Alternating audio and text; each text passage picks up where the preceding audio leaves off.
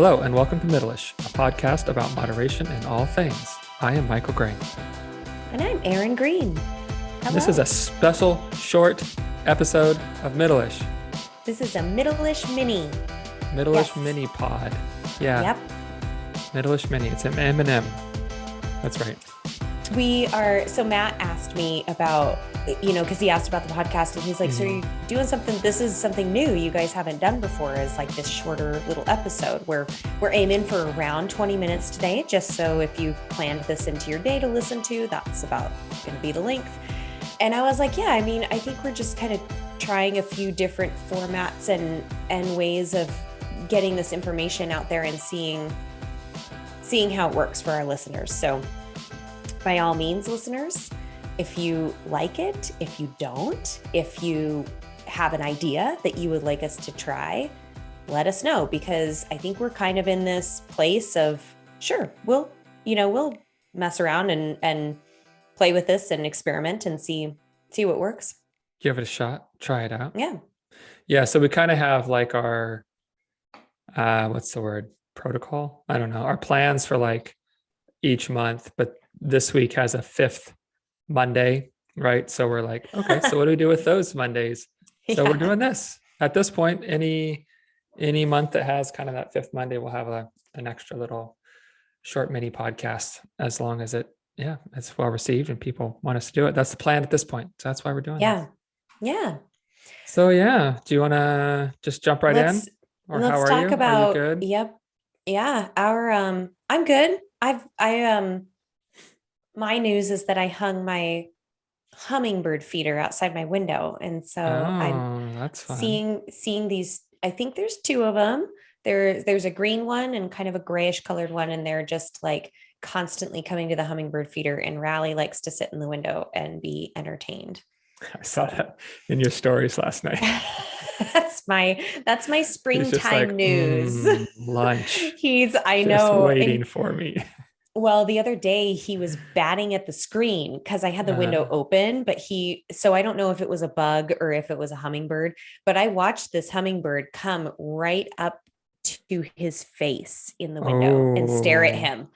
It's like it knew that he couldn't get it, or it was taunting it. It was so wild. I'm like sitting here just watching. What you gonna do? Yeah, I can't get any work done. I'm watching this like nature show unfold in my office. So. That's awesome. Anyway, yeah. All right. Well, shall we dive in? Let's do it. Okay. So we've been talking about habits this month. Erin had a really good reel on some habits. We had our Instagram live last week.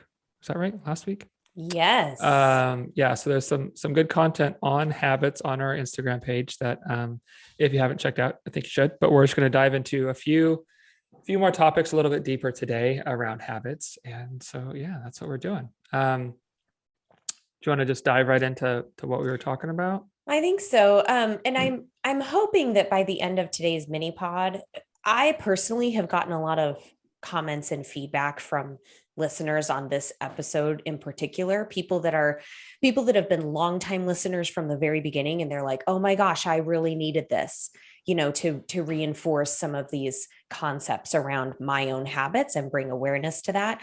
And I have some new clients who are just getting started with our episodes that are like, whoa, this is really good. And I've been thinking about this, or I started a new habit. So my hope is that by the end of today's discussion, maybe you guys have some action items or some specific ideas of how you can get started with the concepts we're talking about. Because I think in order for this whole discussion to be applicable is for you to find like a specific way that you can apply it in your life and look at what's going on in your life. And this is how I plan to use it. So that's my goal. Actionable, practical. Yeah.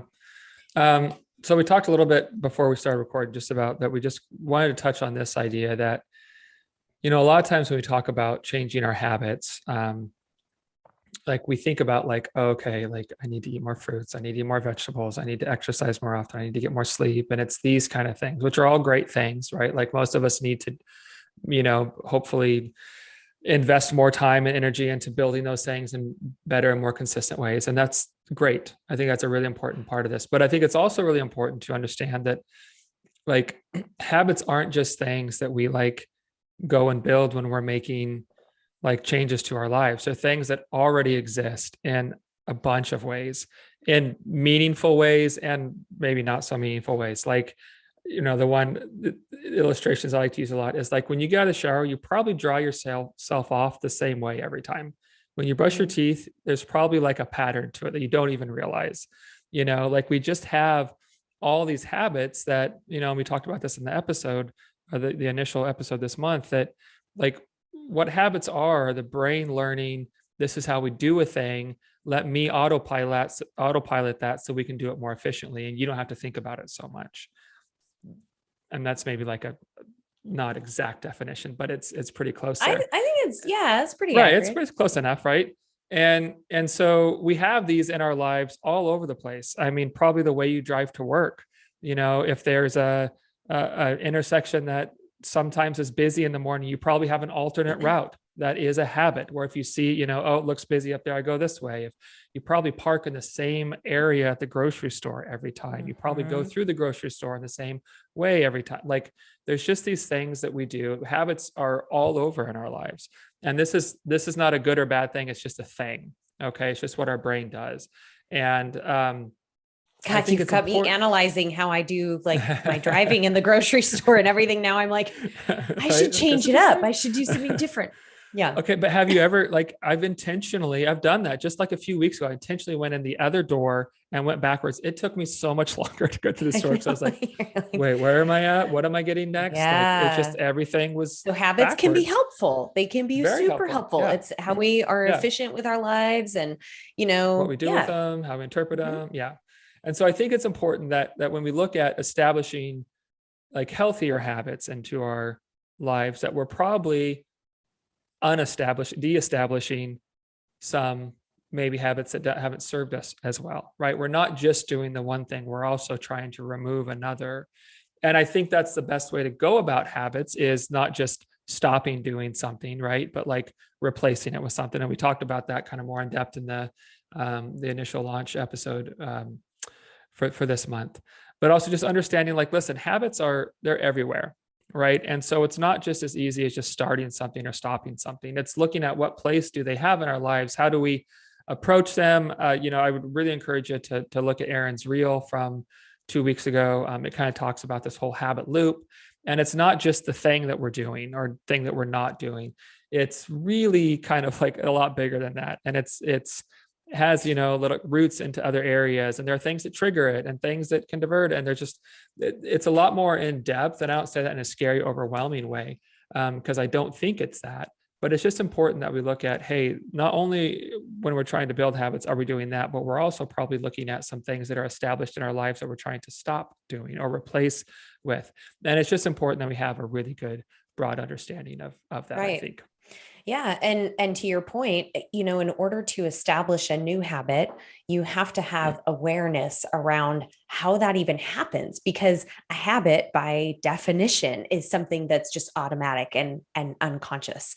So in order to create this new behavior, it's not going to be automatic at first. So that's why we have all of this more in-depth kind of, how do you analyze the habit and how do you like trigger yourself or cue yourself to start something new or replace that old habit. So the habit loop, and if you've listened to the initial episode and then watch the reel and then listen to our Instagram live, all of the things, you'll know that the habit loop is something that we've talked about from a lot of habit researchers, Charles Duhigg, James Clear. There's several that talk about this loop. It starts with a cue, goes to a response, goes to a craving and a reward. Or is it cue, craving, response, reward? Yeah. Cue, craving. Thank you. Reward. So that's right. The cue triggers this craving for the reward, and the response gets you there. So we talked about, or in the reel, I talked about cues, the common cues that I think James Clear and Charles Duhigg outline are time, location, preceding event, emotional state, and other people. So these are very common cues. The time of day. I mean, when do you brush your teeth? When do you leave for work? When do you pause for lunch in your day? Like these are all time related cues. Location is very common. Like if we hear things like if you keep a bowl of candy on your counter or on your desk at work, that location, like or if you have a coworker that does that and you walk by their desk and that's the cue is you're like always grabbing the candy. And then we have several other cues. So recognizing the cue, I think is the first step. I mean, it's the first step of the habit loop. It's the first way that you can start becoming aware of how these habits in your life have become established. And then, of course, there's a craving for whatever that reward is. Think about those things, but your response is the behavior that when Michael and I are talking about behavior change and all of these things to do and to take action, it's that response to the cue that essentially we're encouraging you to look at. Yeah. And something that we talked about before we started recording today that I think, Michael, you have a really good point, is that response to the cue isn't always something you physically do, like an action. It could be something you think or tell yourself mentally, which is really important to recognize too. Right. Yeah, absolutely. And I want to get into that in just a sec, but I have something to follow up on the habit loop piece. So I think the way you said this is important, that we're usually the behavior we're trying to maybe change is the response to the cue, right? And so that's an important connection because there's a relationship there between those two. Like we often approach changing habits with just we don't even think of it as a response. It's just the thing, change the behavior, change the action, change. And we don't think about, but why is that there in the first place? Like we're responding to a cue in a certain way that leads us to this action. And a lot of times it's like, okay, just stop eating after 9 p.m. or, close the kitchen down at 7 or, only eat off this plate. And even if you're hungry, just shut it down, like just change the habit. But we're not understanding how that habit relates to the cue and what purpose it serves and why the cue is there in the first place. So I'm glad you said it that way, because I think it's really important, because saying it that way just really illustrates the picture that it's not just the action, it's not just the behavior, it's the response to the cue. And so then if we're going to change that relationship, we have to understand what the cue is and why it's there and why it drives us to this response in the first place.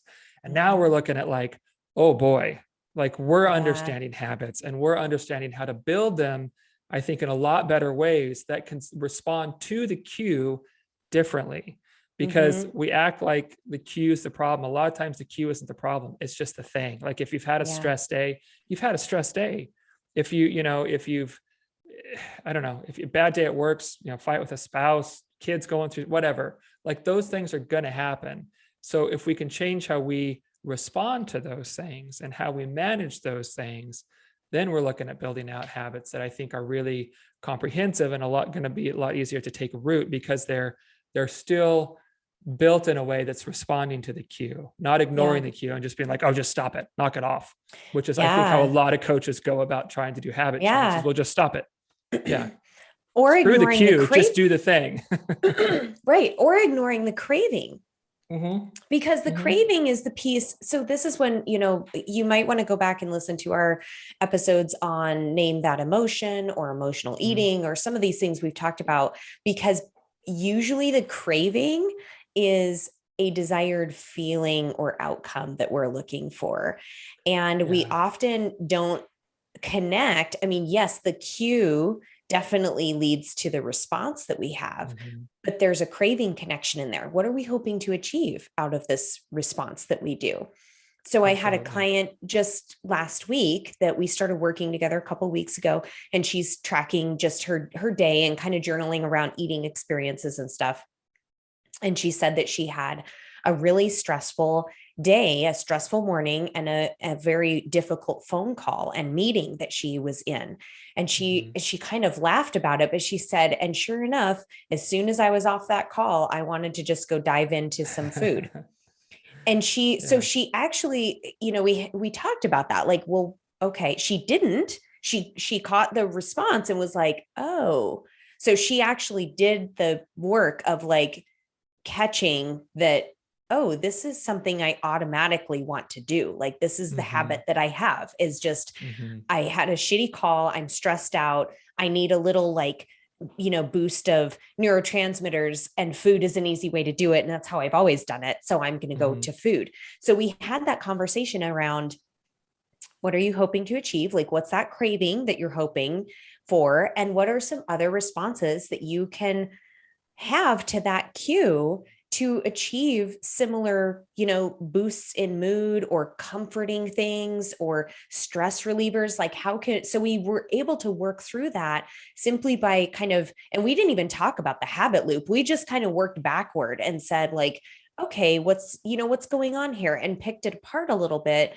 And I have to say right now, don't get discouraged, y'all, if you're doing this work and it feels really like nitpicky and analytical and really hard right now, because that's why changing habits is so hard, because you really do have to like dig into it and be analytical and pay attention to a lot of things at first, but then it starts becoming easier and easier the more you do it. Yeah.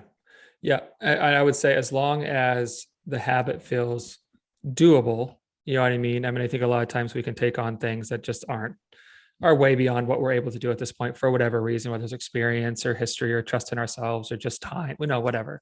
But as long as that habit feels doable, for the most part, if it's sucking, good. Like, that's a good thing. That means you're in the initial stages of it. Like, that's how this goes, and I know we say this a lot, but I don't think it can be said enough that, like, when you're doing something new, you're probably going to suck at it a lot. Like, that's not a bad thing. That's how this works. And if we can't let ourselves be bad at something for a little while and see beyond just how I'm doing it right now, then we're probably not going to build very many things in our life that are sustainable and healthy, because that's part of doing new things. It's part of building a healthier lifestyle. It's part of changing our routines and our behaviors and our habits and all that kind of stuff, is doing new things and letting ourselves doing them kind of in a shitty way for a bit, and then doing them a little bit better and a little bit, but like, that's how learning and growing works. And we have to be okay with diving into, this process that initially starts with, hey, it's going to suck at first. It's not going to go so great. Absolutely. And this brings us to some really applicable kinds of things, the whole better is better. You say this all the time, that better is better. So if that means, like, a lot of times people want to set this big challenging goal, I want to run a 10K, or I want to lose 20 pounds, or I want to go vegan, or whatever. I mean, like, it seems like people need to just set this really out there huge challenge in order to feel like we're making progress. But the progress is actually made in the first step, whatever that first step is. And it's much better for you and much more sustainable for you if you take those very small steps. Right. So if you're wanting to run a 10K, start with, doing a walk jog, alternating walk jog, and like, just be consistent with it and start building that habit. Be specific about the time of day, what your route is going to be. Are you going to have a buddy with you? Those kinds of things. When it comes to eating, I see people want to overhaul their diet all the time. And I'm like, well, look, you've got like 5 or 6 eating opportunities in a day, most people, if you're counting like meals and snacks.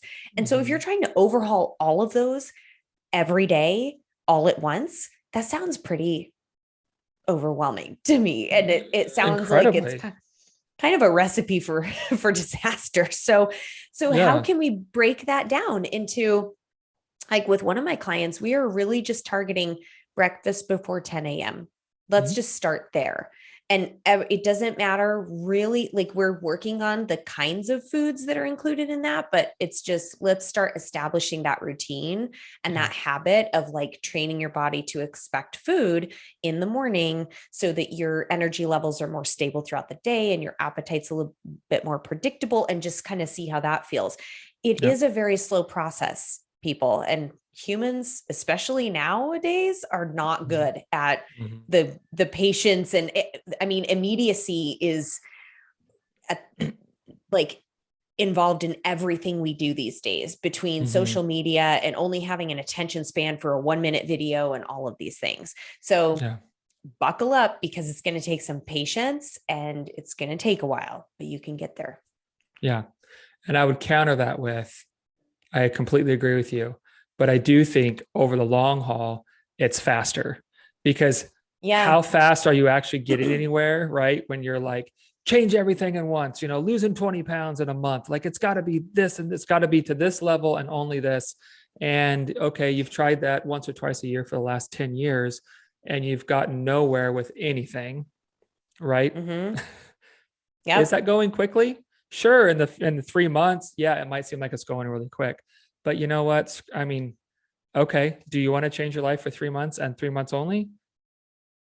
And so I think, it's like the tortoise and the hare kind of thing. It's like, yeah, it feels like this is slower initially, but when you're looking at over a year, 5, 10, way faster, because the alternative, I mean, for most people listening, I bet you can relate to this. It's like, yeah, maybe I really haven't got anywhere in the last 5, 10 years because I'm insisting that it's just pedal to the metal right from the start, and 3, 6 months, you're like, I can't do this anymore. I'm burnt out. I'm exhausted and I can't juggle all this. Well, yeah, because you're trying to do it all at once. And that's not a way. I mean, can you imagine trying to build a house, like building the roof and pour the foundation at the same time? I know. Does this make any sense? Yeah. Good luck. And decorate the interior and like do all the things. Yeah. And move your family in. And yeah. Well, and I mean, this is the same kind of thing we've talked about before with the mental energy that's required for that kind of stuff. That, I mean, a certain amount of mental energy is helpful, like to really devote to a specific task or behavior that you want to change, or building awareness around this habit loop, because that's the first step, is just building awareness, which is why people are like, I feel like I'm overanalyzing everything. I'm just, oh my gosh, it's taking so much mental energy. Well, yes, that's the point. As we get started with this, it will get easier. And this is why we're keeping things very doable and manageable for you. Right. Which I will emphasize looks different for everyone. So some people really can set that goal of signing up for a half marathon, or like my husband did, going from 0 to Ironman and scaring the living bejesus out of himself because he could not swim one length of the pool. But hey, I'm going to do an Ironman. That ain't for everybody. So know your own challenge threshold, and how you want to approach that, and how you really operate well under those circumstances. And then be very honest with yourself throughout the process. Is this too much? Do I need to back it off? Is this a better step? And if it seems so easy, I watched this TED Talk last night that I can link in the show notes if necessary, but she talks about all the things we're talking about. You have to suck at something at first in order to be good at it. You have to be willing to risk that, starting with just a little bit of better is better. So what is like the minimum you can do to show progress?